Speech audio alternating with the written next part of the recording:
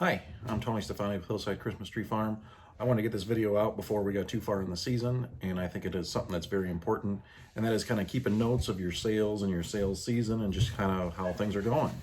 I keep a binder, and it is called my Hillside Selling Season Notes. This is a binder that I started shortly after I decided to carry on my family's farm, and actually my first year tracking this is 2013, so I think I said I really committed to it in like 2012, so it kind of lines up. It has 4 sections. The first section of each year is kind of a pre-planned summary, and this is a bulleted page that kind of overviews what some of the goals. I'm reading out of my notes so that every year I know what each section is. So section 1 is my pre-plan or summary. This page is bulleted. It overviews what some of our goals are for the season, and it will also contain a summary of how the year went, maybe some of the marketing things that we tried, just kind of an overview of the whole section. Inside the binder, each tab is a year. So 2013, 14, 15, 16, all the way up to, starting 2020 last year and 21 now. So that was section 1. Section 2 is kind of our advertising and analytics. I use Google Analytics to track kind of this website traffic and use it against kind of our marketing strategy. We'll get into that in a little bit. Section 3 is the daily logs. This is the meat and potatoes here. So the daily summary sheet.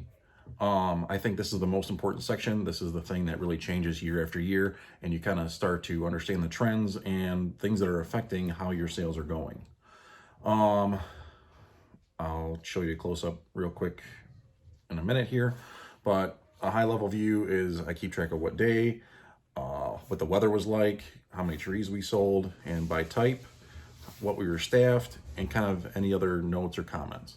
So I feel that this page is really what helps me when I look to the next year of what I need to staff, what I'm kind of expecting, and how weather and things like that affect our sales. So this is something that I fill out every day in pen and pencil after the day's done, and eventually I'll type it out because I'm the only one that can read my handwriting, so that's how it is. So let's take a minute. We'll kind of go through each section and on my farm in 2013, and I just think it's a good thing that you should start tracking. I think it'd be fun in 10 years and to really look back. It's fun to look back and see where you started out at. So let's get into it. So section 1, again, this is 2013.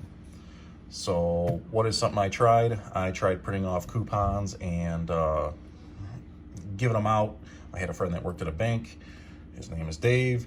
And what I did was, I handed them coupons to hand out to bring back to $5 off or something. And it didn't work well. So in my notes, seems like coupons fundraising didn't work very well at all. I gave Dave at TCF some, and he said he passed out over 100. We didn't get any back. So kind of a waste of time. The Facebook contest we ran, I guess, was fun, and maybe we should do it again. We need to build more of a local presence. There are still people that live nearby in towns that haven't heard of us. I have another Excel sheet, kind of, holiday events, festivals, and things like that I keep a list of that are happening. So I have a reference in here to that list to see what ideas. I'm happy with the amount of trees we sold. It makes me wonder if that third weekend was screwed up because of weather and how many we would have sold if it hadn't happened. We'll get into weather shortly. We need to start planting more fir. I think that will be the tree of choice. This is almost 10 years ago. I can't remember, our percentages and how it was broken down. I think that year we probably had the Douglas fir open. The money hunt needs to be finished. I guess we were in the process of, insulating it or something. I can't remember that long ago. All right, so that was section 1. Again, the summary. Section 2, this was the analytics. Like I said, we use Google Analytics and Google AdWords. Some of the keywords that were big draws for us. Tree farm, Christmas tree farm. Now I don't think I track keywords so much because, when you're in the search SEO industry and all that stuff, you can kind of target for things. I don't understand it, so I don't pay attention too much. I'm not going to base my site off a couple keywords. I feel this was a good page. This is the top referred cities. So inside Google Analytics, you have the demographics and the region where they're coming from. So where are my customers coming from? They're coming from Ann Arbor, Adrian, Detroit, Dearborn, Jackson, Brighton. So this information is useful because in the future, if I want to try to reach more people, I can see, a targeted ad and see if this moves up in the next year or increases in the visits. So I can kind of get a return and how that is driving sales and what my results are. I think it's very helpful. I think we probably did some paid keywords this year. I don't remember. It's 8 years ago. That's what I have, a titled AdWords paid keywords. So we ran some targeted search. It seemed like some of these clicks were 100% bounce rate, which means they immediately hit the back button. So those are obviously in paid keywords, words that I don't want to pay for if someone's clicking right back. I think this is a good page. This is the source where visitors to my website were coming from. We have Google Organic, so someone's searching, Christmas tree farm or maybe local tree farms, and clicking on my website from a organic search, where they're coming from. We also have mcta.org, which is the Michigan Christmas Tree Association, our directory system. That's a really big one for us. So again, just a way to know where your traffic is coming from. Another advertising result, cause and effect. You put effort into something, you hopefully to see that grow over year over year, and just to get a good feel of where your traffic is coming from. This is probably my favorite, is the top referral sites. So everyone that gets referred, every link to my website comes from somewhere. Our number one was Michigan Christmas Tree Association, our web locator. We pay for that service through our dues, through I think even the web locator is an add-on cost, but we can see that is giving us 138 visits. So again, it's probably well worth it. Some of the things that I highlighted here was Ann Arbor Wiki, which is I think a user group, Ann Arbor Kids Out and About. This is one of our bigger ones now that I actually pay to be promoted on the site, and some other things because it really seems that your target market is families with kids. So, this is really a big one for me. Metro Parent, some things just, the top 10 list, just articles, hey, where to find your tree in this area, all that stuff will show up in your Google Analytics data. All right, section 3, which is the daily logs. I think I shared 2 of them. So on the daily logs, let me center it up a little bit better. The weekend, it was our first weekend open day, Friday, 11/29. How many days until Christmas? I think that was kind of I don't use dates till Christmas too much anymore. Just kind of the first weekend. I know it was around Thanksgiving, but it seemed that sometimes Thanksgiving was late. So December 1st, it was kind of hard. I tried it, didn't really work out that well. Weather. As a choose and cut operation, that weather plays a big impact on who's going to come, when they're going to come. And, so I think tracking how the weather plays into effect is very important. Sun level, I can use the words lots. I kind of changed over the time to use kind of the weather, weather lingo, mostly sunny. Precipitation, there was none. And what the temperature ranges was 30 to 35. That's good. Stuff kind of stays frozen. Any comments? It was very nice. Lots of sun, mostly sunny throughout the day.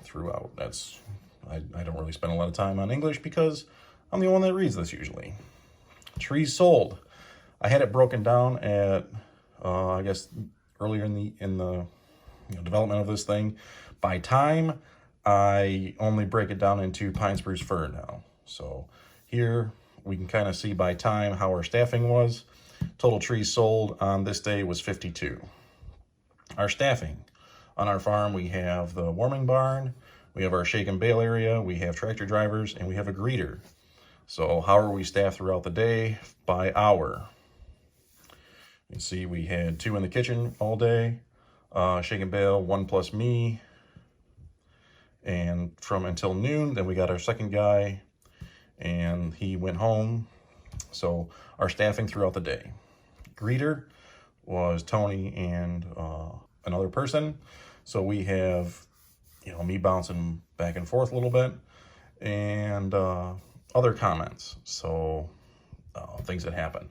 One of the more common things that happens at my farm, as we're outside of Ann Arbor, is the football game. This past weekend, we actually had a big, Michigan-Ohio State game. We actually do see less traffic when big football games are there. So we could just anticipate that. Is what it is. So some other notes. I got in around noon, stayed pretty steady, seemed to kind of come down around 1 to 2, then picked up again. We sent one of our workers home at 4:30. Probably could have sent him home a little earlier. Staffing seemed to be good with 2 and me, and our greeter and myself, which were greeted, which worked out. I still think we need someone dedicated in that position. So just, my notes on what happened that day and what I think in the future. All right, we have same weekend, day 2, Saturday, 11:30, mostly sunny, no precipitation, sorry. Temperature range 30 to 40. Perfect day, sunny, not super cold, not warm enough to worry about mud. Right, again, rain, mud, winter, makes for a sloppy time. Again, we see our trees sold. We sold just shy of 80 this day. Again, our staffing, and our notes. We sold lots of trees. Seems in the morning was very busy. Having Chad, one of our workers, in at noon was good. 2 shake and bale could handle it as long as there was a greeter to greet everyone. There was an issue in the morning as I would have to leave our shake and bale area to greet someone. So again, not having that common greeter in the morning left 1 in the shake and bale and me leaving to greet, which is a little too much to handle. So we need to, staff around that.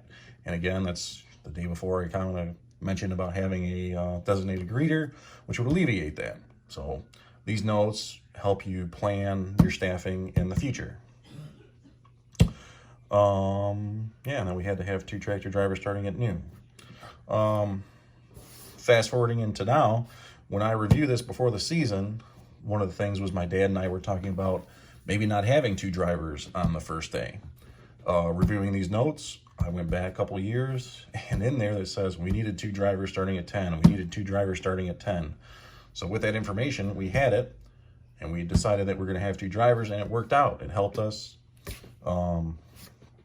So it's just good to keep notes. And again, like I said, in another 20 years, it'd be funny to see where these numbers are at.